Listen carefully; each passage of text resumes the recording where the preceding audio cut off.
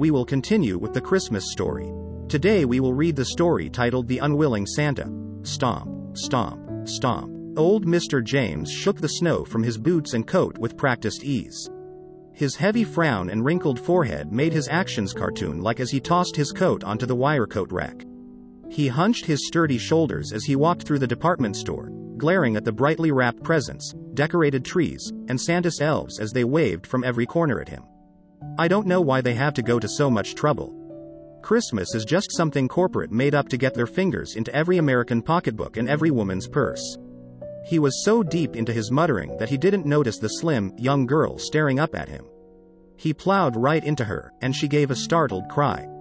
Hey! He jumped back immediately, glancing down at his sparkling Allen Edmonds to make sure they weren't smudged, and then back up at the girl. What were you doing in my way, girlie? Her big, Christmas red bow on her brown head trembled, but the white little face was set like flint. I'm very sorry, mister, but you weren't watching where you were going. She rubbed her arm where he ran into her and glared at him. And you hurt my arm. Mr. James stammered and stuttered as the little girl frowned. My mommy says you need to apologize when you hurt someone. She stood there, just waiting, her little lips pursed in disapproval. Mr. James turned on his heel after a moment and stomped in the other direction. Humph, he said, swinging his arms beside him. Her mother didn't raise her right, I guess. He opened the door to his office in the back and sat in his leather chair with a thud. Rolling up to the desk, he flipped open his laptop and placed in his noise-canceling earbuds. He hated Christmas music, so he listened to classical music at the loudest setting possible. Maybe that's why his hearing was going, he still wasn't sure. Time passed so quickly that when he glanced up, it was nearly the end of the day. He rose and headed back to the end of the hall for his coat. Thrusting his arms into the sleeves, he turned up the collar and faced the door, ready to head out into the onslaught of a snowy winter. Mr. Grouchy Man? He heard the little voice behind him, and he turned his head slightly, not acknowledging the voice. It continued on without missing a beat. Why aren't you in the Christmas spirit? At that, he whirled around and faced the little girl from earlier, her jaunty bow still held in place. Her big blue eyes held only curiosity. He tucked his chin into the collar of his coat and stared down at her. My name is James Claus. And no, I don't believe in Santa. Santa isn't real. The Christmas spirit is just a scam that people who want to make sales made up. There's no reason for me to be in the Christmas spirit, and I wish everyone would stop asking me why I'm not. He was shouting, now, and the little girl blinked owlishly at him. You mean you don't like candy canes or sledding or snowmen? That's exactly what I mean, little girl. And where is your mother? Surely she didn't leave you here all alone? A lady, red burning in her cheeks, matching the wool coat she wore, hurried by the perfume counter. She was scanning the store, her head whipping around, until she caught sight of the little girl. Emily, why did you run off again? Emily glanced from Mr. James to the lady. Sorry, mother. I was just asking Mr. Mr. Claus why he wasn't in the Christmas spirit. The lady stared at him. Mr. Claus? Is that really your name? Mr. James grunted. I prefer to be called Mr. James. And, yes, it's really my name. Do you play Santa Claus? No, I do not play Santa Claus, he said, adamantly, and I will not be coerced into doing it. Emily sidled a step closer to him. Please, Mr. James? We have hot chocolate. What do you mean you have hot chocolate? Emily's mother smiled. I am the owner of a company who sets up in the middle of the mall. My Santa just called in sick earlier this morning. If I got you a fake beard and paid you what it was worth, would you be willing to do it for me?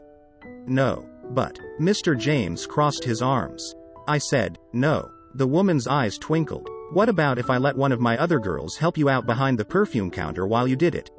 Your poor sales lady behind the counter could barely keep up. I'm sure you probably lost some sales because of it. Mr. James cleared his throat. Sales, did you say? And I would even pay my girls so that you don't have to. He stared at the lady in front of him incredulously. You really need a Santa, don't you? Her lips formed into a thin line, and she crossed her arms across her chest. Sir, some of these kids that come in here are very poor. They need whatever Christmas cheer that we can bring them. If you don't want to do it, I will continue my search, but I will have to cancel tomorrow. Emily tugged on the sleeve of his coat. Please? He sighed, loudly. Fine.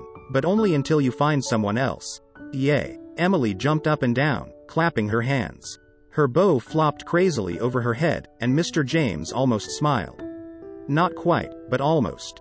The woman, whose name he learned was Susie Clements, hurried him off to the middle of the mall. She rummaged through large, plastic bins until she found a Santa suit. She held it up in front of her, shaking it out, and Mr. James smelled the distinct scent of mothballs. He wrinkled his nose. "Do I have to wear that? Unless you have a secret Santa suit that we don't know about, yes."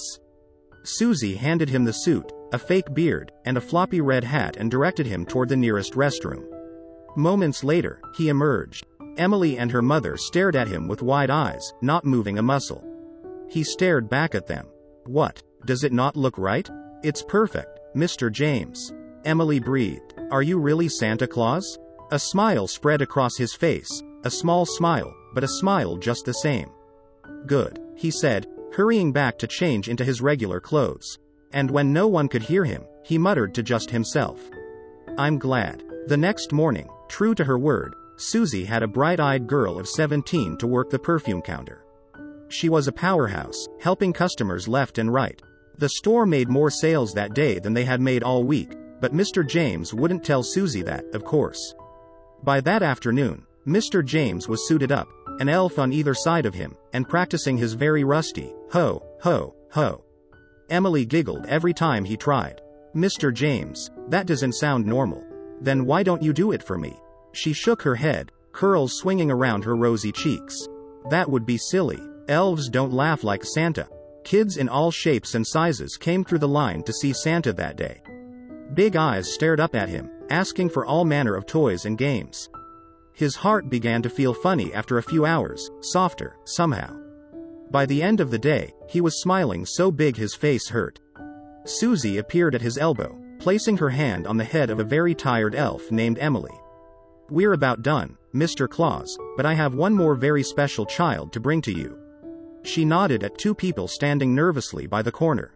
They bent over, and soon Mr. James saw a very small boy being wheeled to him in a wheelchair. The boy's legs were bent and shriveled, his body twisted and broken. When he saw Mr. James, a great big smile stretched across his face, and he raised skinny arms to his mother. "Santa." The mother carefully lifted him and placed him on Mr. James's lap. "This is Benji, Mr. Santa Claus. He's been waiting patiently all day to see you." Mr. James smiled down at the boy, but when he spoke, his voice cracked with emotion. "What can I get you for Christmas, Benji?" Benji's smile lit up the room. "I don't want any toys or games," he said, thoughtfully. "I want my mommy to be strong enough to take me Christmas caroling." Mr. James cocked his head. "Why Christmas caroling, son?" "Because, Santa, I want to tell people about the true meaning of Christmas. All of these toys and gifts don't matter much to someone who can't use them." He thumped his small chest with his left hand. "But I want people to know that Christmas is about so much more." He paused and looked right into Mr. James's grizzled face. "Do you know Silent Night, Mr. Santa?" Mr. James nodded his head, a tear dripping down his grizzled cheek and into his fake beard. "I do, son. Would you sing it with me?" Mr. James nodded again, and when he spoke, his voice gruff. "Of course I would." Benji leaned back against Mr. James's arm, his clear young voice beginning the song. And one by one, his parents, Susie, and even Emily the elf, joined in. Their voices blended as they sang about Christmas, and about a peaceful time. The hustle and bustle of the mall faded to silence as the song rang out through the rafters. "Silent night, holy night." When they finished, Benji gave Mr. James a hug and waved goodbye as his parents wheeled him back the way that he had come. Mr. James dropped his head so no one could see the tears filling his eyes. He felt a small hand steal into his rough one and heard Emily's small voice beside him. "If Benji can have the Christmas spirit, I think we can, too. Can't we, Mr. Claus?" Mr. James Claus squeezed Emily's hand, smiling through his tears. "We can, Emily. And I think me and you and your mom may just help out some certain folks Christmas caroling tonight." As Mr. James rose to his feet, Emily's hand still in his, he looked around the mall with a new pair of eyes. The tacky Christmas decorations were the same. The loud, blinking lights